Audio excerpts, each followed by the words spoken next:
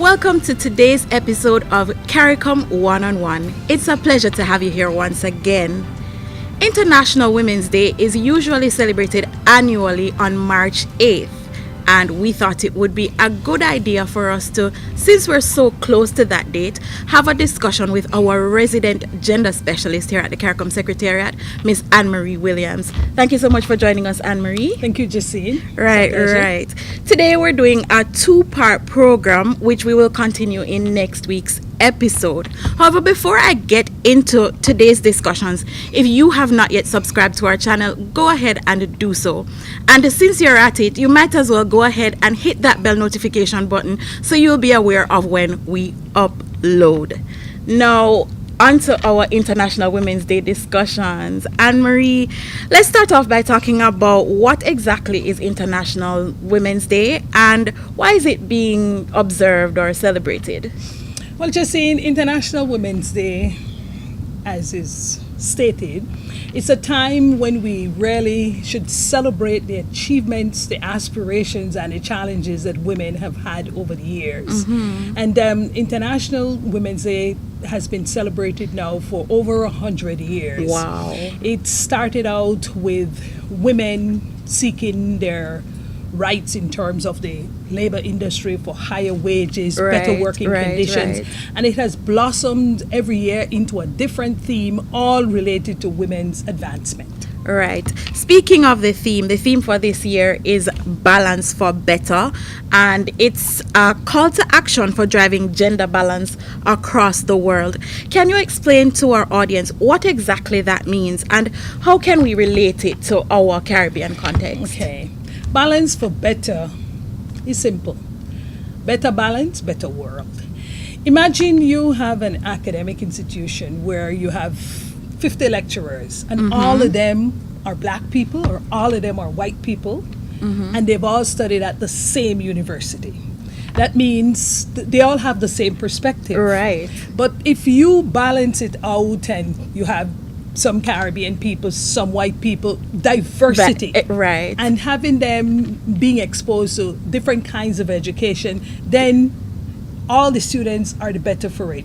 So it simply means that how can we advance men and women in the workforce, at play, in businesses, in academia, for us to have a more productive society. Right. And I'm assuming that in this instance, a gender balance is what we're speaking of here. And I guess at this point, it would probably be important for us to look at what is gender. We all hear people say, oh, gender this and gender that, gender equality.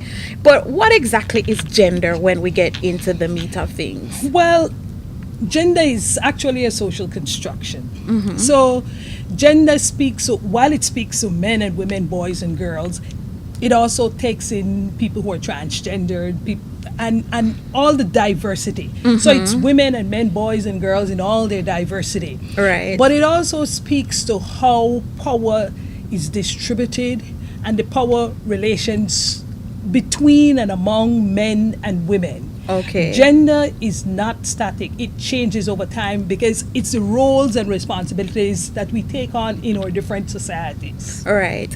And I guess with that, this is where issues of balance come into play, as you know, is evidenced by the theme of International Women's Day this year. And speaking of balance, I think the issue of gender equality and gender equity always comes into play here.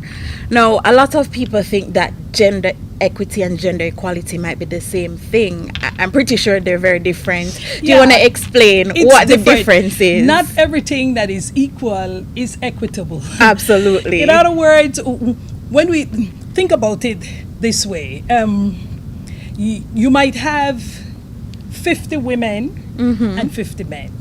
And you might say, let's look at the 50 women. We're talking about equal. Well, it's 50 women. They're equal. No, some may be from a lower socioeconomic background. Some may be rich. Others may suffer because maybe they're from an indigenous class. Right. Some may be exposed to violence. So equality and equity is really to look at where are these women and how we can assist them equitably to bring them on par with the others. So equality and equity are very different things. Yeah, and I know like there are some nuances. So for example, in your example, there might be 50 women employed to an organization and the same 50 men, but a majority of the 50 men are in higher paid positions, for example, while maybe for the women, a majority of those 50 women are at a lower income bracket and have a lower paying jobs. And it could be vice versa as well. We see that though, and a good example we can use that is in area of tourism. Many of our island territories or mainland territories are involved in tourism.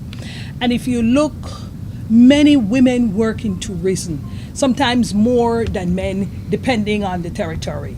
But many of the women are actually at the lower socioeconomic rung of tourism, you know. And so these are some of the examples, because people would say, oh, more men work in tourism than men. What's the fuss about? Well, the fuss is about how do we help those women to advance and how do we distribute equally and almost equitably the men and women in the industries. Right. Whether that has to do with training, exposure, whatever. But how do we create that balance? Absolutely.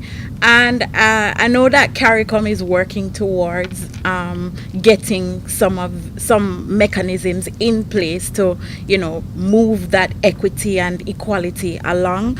And one of the things that we're doing now is we're conducting a regional consultation towards a strategy for gender equality for the region. Can you just tell me a little bit about that? Well, the gender equality strategy is really to encourage the region to see how we can effectively speed up a lot of the commitments that we have signed on to, whether it's regionally or internationally, using the gender equality strategy as a coordinated kind of approach to promote gender equality, equity, and women's empowerment. So it's not necessarily a new strategy out of left field. While it's new, it's a means to coordinate the work that is already being done in each of the territories, and seeing how we could make this a little bit more definitive. Let's see how we could do the effective implementation of these. In other words, Dominica is not alone. CARICOM is thinking about women and men and boys and girls in health, in education, same areas and the pillars that Dominica has prioritized after the Beijing conference, and just like the other territories. So really the purpose is to kind of make it a succinct thing that we're doing, to not allow us to operate in too much of a silo. Having the local policies aligned with the regional strategic policy for a strategic direction. Awesome. All right. Thank you so much for joining us for today's program, Anne-Marie. And this is where we'll have to wrap up today's episode of CARICOM One-on-One. Join us again next week, Tuesday, when we will continue our discussions on gender equality and equity. We will look a little bit more on gender-based violence, perhaps, and some of the ways it can be prevented and detected. Keep following our social media spaces to keep abreast of our uploads, and I look forward to seeing you next time.